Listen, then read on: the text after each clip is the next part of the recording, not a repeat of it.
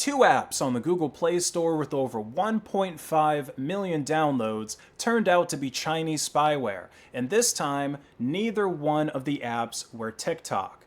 Both of these apps were made by a developer that's going by the name of Wang Tom, and the first one is a file recovery app, and the second is supposed to just be a regular old file manager. They can be identified as com.spot.music.filedate and com.fileboxmaster.gkd respectively. Now, both of these apps said under their data safety sections in their Google Play entries that they don't collect any of your data. But not only is this a lie, these apps would actually collect and send just about anything that they could to exfiltration servers located in China. Your contacts, the files that are being managed by the apps, device information like the make and model and the carrier that you're on, and even your real-time location could be sent to the developer of these malicious apps. And the apps would also hide their home screen icons just to make it that much more difficult for the end user to find and uninstall them. And the permissions that the apps would ask for during the installation would make it so that they could run in the background without any further user interaction. So you might go ahead and install it and then forget about it because it's hard to uninstall, but it doesn't need any user interaction from then on once you installed it to your device.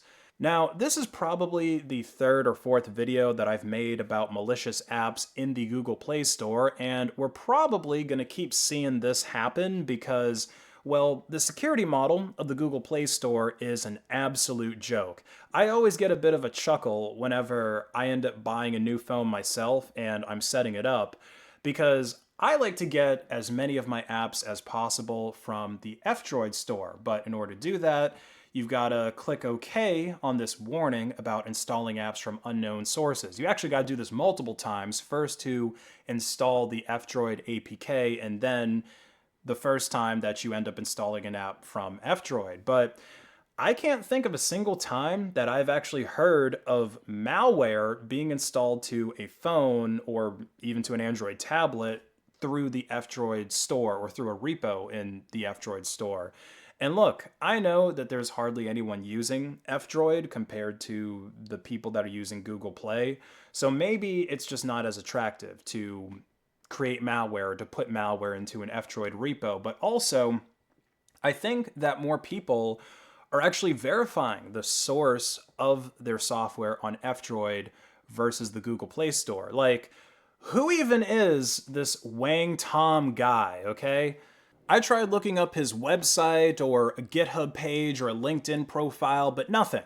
Wang Tom is a total ghost, yet apparently there's thousands of people that are out here downloading and using his malware. And look, Google did finally remove these apps from the Google Play Store, okay? This is just a cached page of the two apps, or I guess of his developer profile, and then this is also a cached page of the file recovery app. But there's a lot of sussy stuff that is going on here if you know what to look for. So supposedly, this app has 1 million downloads and 3.6 stars out of 5. But if we scroll down to the ratings and the reviews, you can see that there's only 5-star, 2-star, and 1-star reviews, or at least there's only enough of these for any ratings to actually show up on these bars. And another thing that's kind of weird is the 5-star reviews are equal to the 2 and the 1-star reviews added together. I'm not sure what that's about, but the fact that there's no 3 or 4-star ratings kind of makes me think that there's a lot of fake engagement going on in this app. You know, a lot of these 5-star reviews are probably fakes.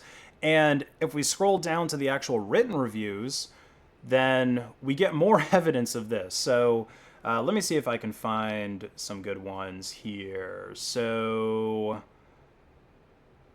okay, this one, for example, even though it's a 3-star review, it says, didn't see any change after the run, better performance was expected. So this app obviously did not do what this guy thought it would, yet he gave it a 3-star review. Good and fast to destroy viruses with a 5-star rating. Now, that might make sense if this was a virus scanner, but it's not. It's a file recovery app. So I don't know if this is maybe just a really, really confused person, or what I'm really thinking is that it's a bot that maybe commented on the wrong app. This guy, Wang Tom, or some other developer might also have an antivirus out there that's hacking people's phones. Okay, this one's a pretty good example, even though it's kind of hard to read. But I've been getting apps saying to download a cleaning app every time I watch YouTube, and I'm getting mad. I wish it to go away. I guess what this guy's trying to say is he's maybe getting some kind of like fake pop up when he tries to open YouTube as a result of downloading this. I don't know. But anyway, he's clearly mad, but yet he left a 5-star review on this app. Doesn't make a whole lot of sense. Too much advertised shown, but a 4-star review. So you get the gist of it, all right? A lot of these reviews, if I had to guess what's going on, are either just bots, or maybe the guy was able to take over their Google Play profiles and I guess not edit the review, but they're able to edit the amount of stars that they left and just change it from a 1-star to a 5-star. But this is the kind of stuff that you should take a good look at whenever you're downloading apps from the Google Play Store. You should look at the reviews and the ratings split to make sure that there isn't at least some very obvious fakery going on, like what happened here. You don't want your Chinese, or you don't want the Chinese spying on you through your phone, and you also don't want the French police to spy on you through your phone. But a bill was recently passed in France that would allow the police to remotely access people's cameras, their microphones, and the GPS on your cell phone to know your exact location. And not just your cell phone, any device that you have, or at least that people that are suspected of committing certain crimes that are punishable by a minimum of 5 years in jail have. So I guess that's kind of like if you're suspected of committing a felony. I'm not going to pretend like I'm an expert on French politics or French law and exactly what's going on here, but here's a quick summary of what it looks like from my research. So last month in Paris, the police shot a 17-year-old driver during a traffic stop. There was a third-party cell phone recording of the incident that appeared to show the cop who shot like leaning over the hood of the car, pointing his gun not up against the windshield, but pretty close to it, and then firing one shot as the kids started to drive forward. And this has resulted in a lot of fiery, but mostly peaceful protests breaking out in Paris and I guess around Paris, kind of similar to what happened in America after George Floyd was killed. And people's homes and businesses are getting burned down in this chaos. People are smashing the doors and windows of businesses so that they can steal merchandise. And it looks to me like all of this anarchy is what is serving as the perfect excuse for the police to pass these measures. Not the police, but the French government to pass these measures.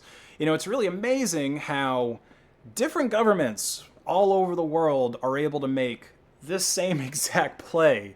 And that the same play also keeps working on different generations of people, because the Rodney King riots pretty much played out the same way in Los Angeles 30 years ago. The only real difference is Paris doesn't have roof Koreans to defend your favorite bodegas. And the most ironic thing about all of these riots is that most of the businesses that get destroyed in them are owned by black people, or at least that's how it goes down in America. I can't speak for the demographics in Paris. But yeah, I wouldn't be surprised if a lot of French business owners are actually supporting this tracking bill, thinking that it's going to help catch rioters and looters. That's how the divide and conquer game works. But the government is always the one to win. Okay, remember, this bill allows for police to spy on you if you're a suspect of a crime. Now, again, I'm not sure how French policing works, if it's the same as America's, but over here, it's really easy for you to be suspected of a crime. All that's really needed is probable cause, which can be something as vague as a police officer saying that you were acting suspicious, or that he detects the odor of marijuana coming from your vehicle. So this is going to let the French police just completely circumvent things like getting a warrant to spy on you, to tap into your cell phone. But this is the legal authority that they have, right? Because one thing I'm really curious about is how exactly the French authorities would go about doing this, because the only way I can think of would be to find zero-day vulnerabilities in iOS and Android, or whatever phone you're using, whatever devices you're using, that would allow French authorities to take over your device. But those 0 days would just get fixed by the manufacturer once they're found. They're going to be like a one-time use thing, unless the French authorities can compel the manufacturers to leave those exploits in, or better yet, just give them a back door into your phone. But I doubt that the French could compel Apple and Google to compromise their trillion-dollar international businesses just to help out the police in Paris, because no one's going to buy an iPhone or a phone from Google again if they're purposefully putting backdoors in for the police in France. So what'll probably actually happen is French police will have to rely on the same techniques that black hats are using to hack into people's phones. So make sure that you don't download any apps from the French government. If you have email correspondence with the French government, you might not want to download any attachments, or maybe you want to open them in a virtual machine first, or some kind of virus sandbox to see what it does. Don't use their charging cables, and don't ever let them get physical control of your devices, or at the very least, do a factory reset of your phone after a French cop touches it, or really after any cop touches it for that matter. Now, there's another overreach that the French government is looking into, which they actually do have the technology to do quite a bit more effectively, and that is blocking and regulating social media in France. Several other governments have had varying degrees of success with this measure, like China's Great Firewall, blocking Chinese citizens from viewing things that portray the CCP in a bad light, or on the more extreme end, you've got governments like Iran that are known for just shutting down the entire internet in the country during periods of social unrest. Now, there are some ways around these types of things. VPNs, for example, are able to get around firewalls like the one in China, but that's more of a game of whack-a-mole. Once the CCP gets wind of people using a particular VPN, then they just end up blocking that VPN so you can't connect to it. And there is technically ways to get around a government shutting down the country's whole internet, like if you're able to connect to a satellite. Certain services like Starlink make this a bit more feasible and a bit easier, but this also becomes a game of whack-a-mole because satellite connections can be jammed. And that's why it's important for the citizens of a country to own and know how to operate the proper tools for removing government obstructions on free speech. But then again, this is France we're talking about, and they kind of have a history of reinstalling their government more often than Linux noobs end up reinstalling Arch. So I'm sure that our frog friends across the pond are going to manage to give the tyrants what they fucking deserve.